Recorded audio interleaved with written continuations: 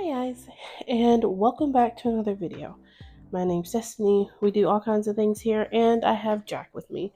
Um, I have already filmed this video once, and will you not bite my ear, please?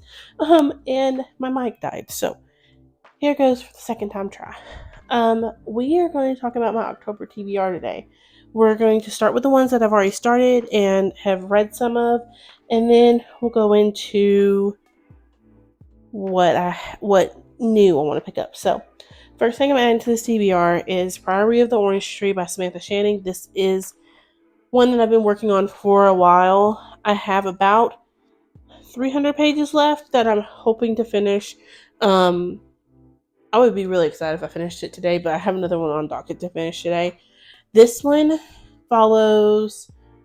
It's a couple point of views. The House of Berethnet has ruled Innis for years. Still unwed, Queen Sabran the Ninth must conceive a daughter to protect her realm from destruction, but assassins are getting closer to her door. Ede Duran is an outsider at court, though she has risen to a position of lady-in-waiting, and she is loyal to the hidden society of mages. Ede keeps a watchful eye on Sabran, secretly protecting her protecting her with forbidden magic. Across the Dark Sea, Tane has trained to be a dragon rider since she was a child, but forced to make a choice that could see her life unravel. Meanwhile, divided, the East and the West refuse to parley, and forces of chaos is rising from their sleep. The way it was described to me, is sapphic high fantasy, and that's why I picked it up. And I happen to highly agree, and I can't wait to see what the last of this holds. It's just such a big book that I read about 100 pages, feel bad that I'm not picking anything else up, and then pick something else up and put it down. So it's happening. It's happening in October, and if I have like 50 pages left in November, that's fine. But it's happening. I'm finishing this before 2024 is out. Next, I have the one that I'm mostly focused on right now, and that is Wanderer of the Waste by Kit Carlson. This follows Cole and Alice. Cole was living underground with his family in like a polygamous cult run by his father.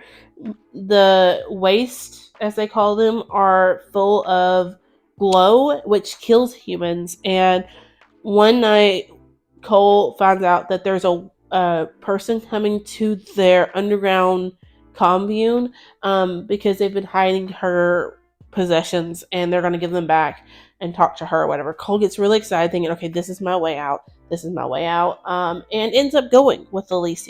And she is his way out. But things start to turn when he starts to learn who he really is. And things might not be all great in paradise. This was sent to me by the author for review.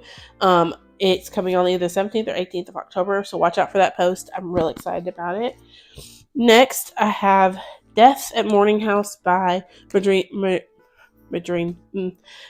Maureen Johnson. I put her two names together.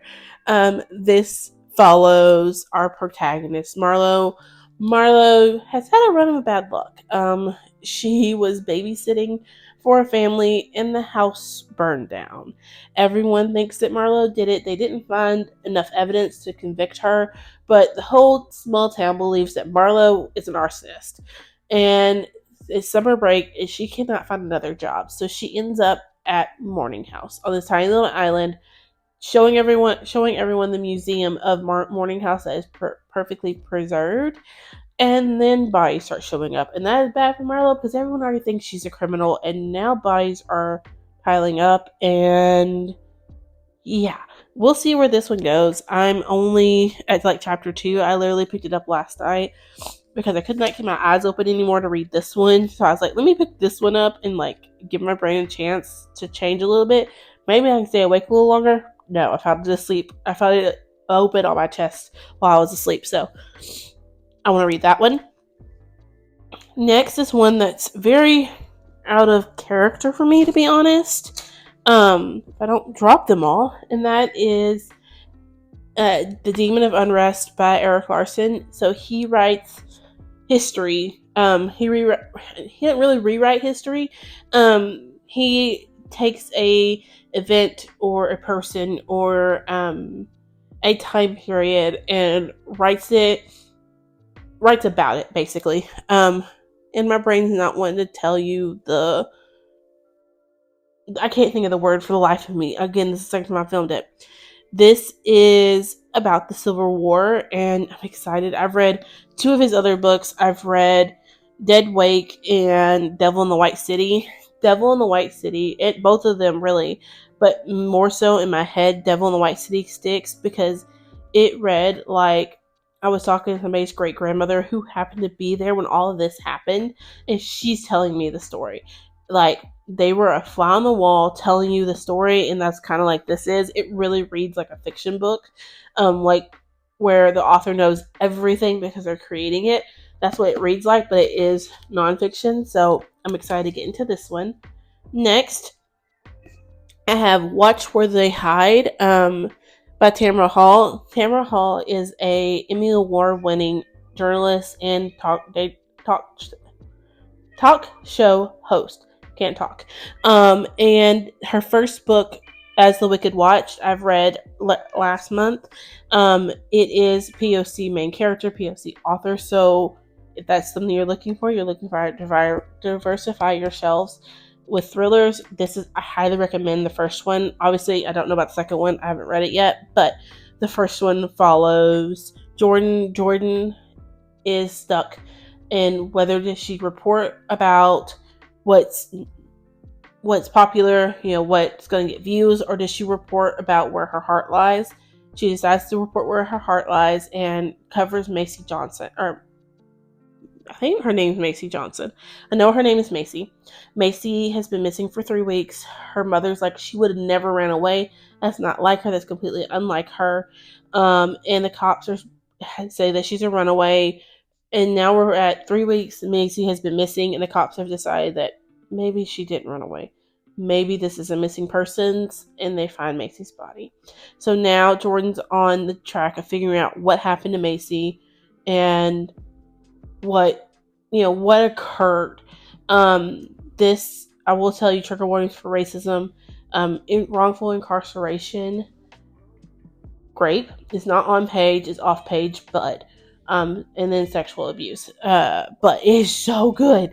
So good, so worth it. This is the second one. Like I said, I do want to read it and give it a try. Next is a spicy read that is Famine by Laura the Thassel. I think Thalassa. I could be saying that all kinds of wrong. I say it differently every time I say it. I have read Pestilence, and I've read War. Love both of them. They're both on my shelves. Famine will probably be there once I get paid, but Famine is following the third horseman, and in the first two, we follow the two horsemen as they come to Earth to wreak havoc, and they start falling in love with a certain woman and end up stop wreaking havoc for said woman. They are spicy. War to me, he is just so asshole-ish that you fall in love with him just a little bit, but you also wonder what Miriam sees in him, and it's good. So I have Famine here. I can't wait to get started on it. I did get like 9 pages in when I got it from the library. Like, I just immediately started reading, but I put it down for Wonder in the Waste. So once I finish it, I might go back. I have that one. Next are 2 more off my shelves that I want to read, and one's a reread and one's a new read. The reread is Torment by Lauren Kate. This is the second in the Fallen series. I honestly can't give you too much about this one just because it's been forever since I read Fallen. I did reread it, and now I want to go into Torment, but I might have been too long since I read Fallen to go into Torment, so I might be adding 2 books, which is skim and learn more about Fallen, or listen to Fallen and then physically read Torment. But I'm excited. I know it follows Luce and Daniel. I know they're not supposed to be together. They've been kept apart for some reason, and now they're coming back together again. See, I know a little bit, just not enough, I think, to go into this one. So it might turn into Fallen going on my TBR instead of Torment, but that one, and it is a reread. I read it back when I was in middle school. I just haven't read it recently. And then the last one I have that I'm adding is a map for Wreck Girls by Jessica Taylor.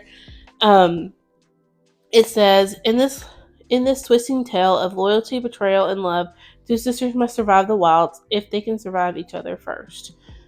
Emma has always orbited Henry, her fierce, magnetic queen bee of an older sister, and the two have always been best friends until something happens that wrecks them. I trusted Henry more than I trusted myself.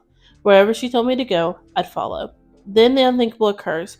A watery nightmare off a dazzling coast. The girls wash up on shore, stranded.